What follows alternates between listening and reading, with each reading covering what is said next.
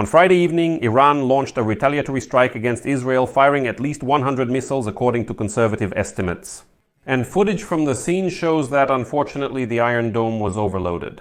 And some missiles still managed to break through Israel's missile defense and hit at least Tel Aviv. Iranian sources report that they launched about 300 missiles. They hit some very important military targets in Israel, and there was even a report that they allegedly struck a nuclear center where the entire political and military leadership of Israel was located. But this information, as you understand, needs to be confirmed. In addition, right now there are, of course, a lot of propaganda statements from both sides. More claims are coming from Iran, such as their statement about shooting down F-35 planes. This information is already being refuted. But in addition to this, Iranian sources claim that tonight they plan to conduct a nuclear test to show that yes, they are ready to create a nuclear bomb and nothing will stop them. So let's calmly break down in this episode what is currently known about Iran's retaliatory attack on Israel. What is true and what is a big exaggeration? Because I repeat, there is a lot of different information online right now, and as you understand, not all of it is true. My name is Alexei Pecci. It's June 13th on the calendar. We'll get to everything in order, but before we start, I ask you to subscribe to this channel, leave a like, write any comment, and be sure to subscribe to my Telegram channel, Pecci News. There we publish breaking news as soon as it comes in.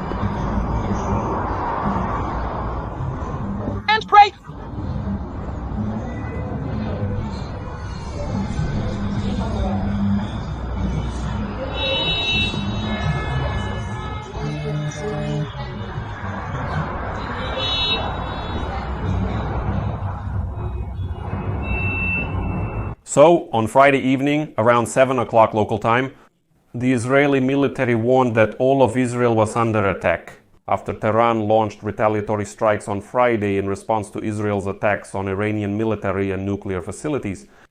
Iran confirmed on Friday evening local time that it had launched hundreds of various ballistic missiles toward Israel, which it said marked the beginning of its crushing response. According to Iran's official news agency, Islamic Republic News Agency, just a few minutes ago, with the launch of hundreds of various ballistic missiles toward the occupied territories, the operation of decisive response to the brutal attack by the Zionist regime began. Well, the film crews currently working in Tel Aviv and Jerusalem are posting videos where you can hear loud explosions. And in the videos from Tel Aviv, you could see incoming missiles and smoke rising above the city's skyscrapers. Unfortunately, there have already been recorded hits from missiles that managed to break through Israel's missile defense system. According to the head of Israel's emergency services, Eli Bin, 7 people sustained minor and moderate injuries as a result of the Iranian strike on the border between Tel Aviv and the city of Ramat Gan in Israel. Later, it became known that there were slightly more wounded, with 21 in serious condition. In photos and videos published online, you can see civil defense workers inspecting mangled cars and collapsed building facades in central Israel. A little later, a report appeared online about a fire near the headquarters of Israel's Ministry of Defense after Iranian ballistic missiles fell. Explosions were also reported in Jerusalem. But Israeli sources insist that it wasn't always missiles that fell. Often it was debris from missiles that had already been shot down in the sky. A little later, Iranian media claimed that a key Israel Defense Forces command post was attacked, meaning the Israel Defense Forces in the Kiryat, where all of Israel's military and political leadership was located.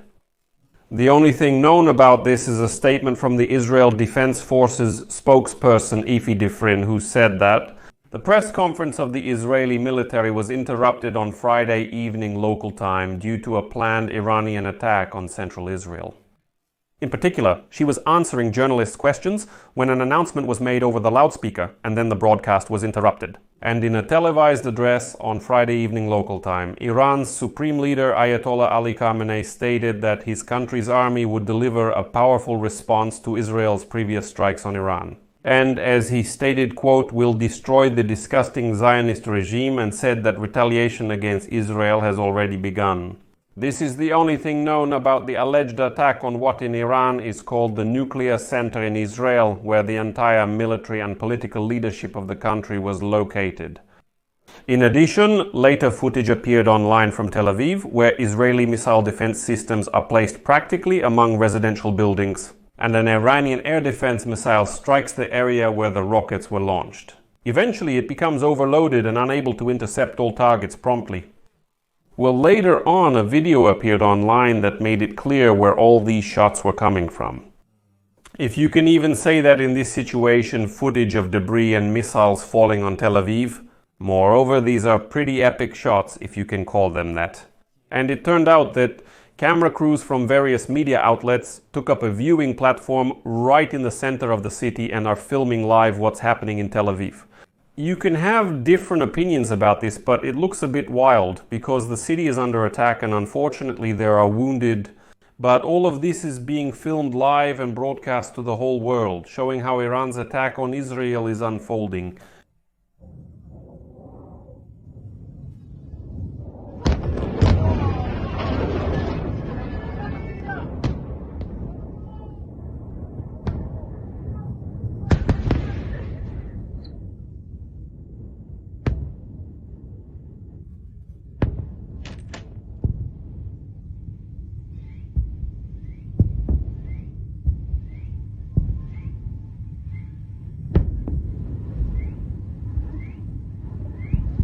Later, a single photograph appears online showing a strike on the key Israeli nuclear facility in Dimona.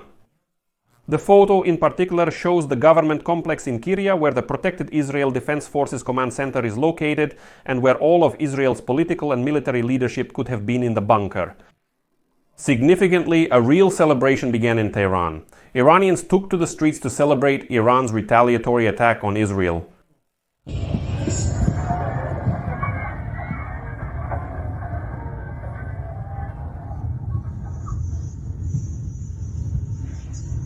You can see that people on the streets are happy about this attack, but apparently they don't fully understand what could happen after strikes on military facilities, ballistic missile storage sites, Iran's nuclear facilities and air defense systems. And the next strikes will target oil refineries in Iran, as well as gas wells, which Israel will now almost certainly destroy as part of this retaliation.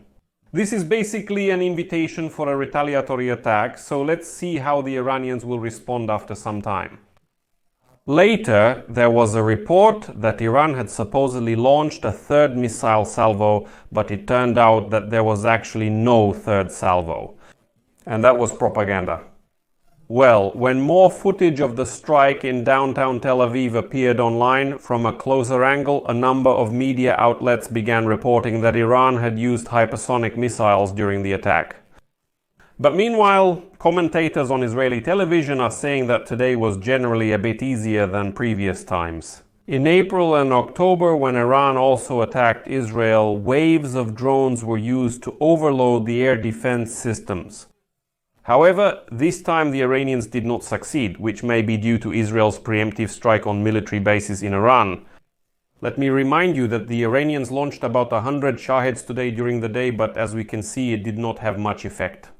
And yes, unfortunately, some missiles did break through the defenses, but it's definitely not the case that Israel's missile defense system has completely failed. Later, in order to stir up even more propaganda hysteria in Iran, Iranian sources reported that they had allegedly shot down 2 Israeli F-35 jets. But later, Israel Defense Forces spokesperson Lieutenant Colonel Avikai Adrai explained that Iranian media are falsifying information and the news spread by Iranian media is completely unfounded. But here I'll add from myself that indeed today they published such a photo, supposedly showing a downed plane falling from the sky. But here you can literally check this information very quickly. This photo is run through an app, so to speak. And it turns out that this is a photo from when Turkey shot down a Russian plane many years ago. Later, Tzakal corrected its previous message about more than 150 rockets, reporting that Iran launched less than 100 rockets at Israel.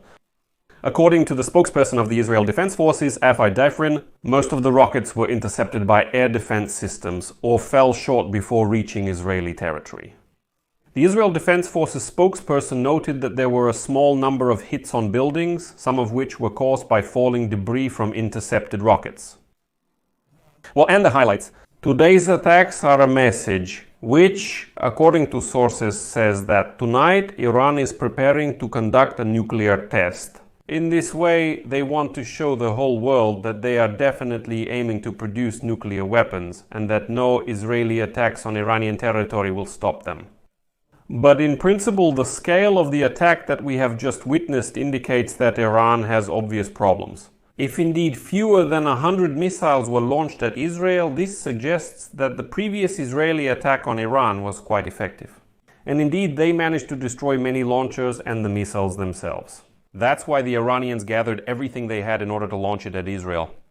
Israel, for its part, states that their goal is to completely destroy Iran's military potential, not only nuclear facilities, but the entire ballistic missile program and nuclear program as a whole. Plus, considering that a large number of military commanders have been eliminated, it's also a matter of Israel wanting to essentially decapitate Iran's military machine so that it no longer poses a threat in the region, at least for a while.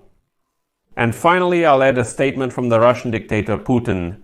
Today, he suddenly stated that Israel should use diplomacy, not missiles against Iran, and said that Iran shouldn't be bombed.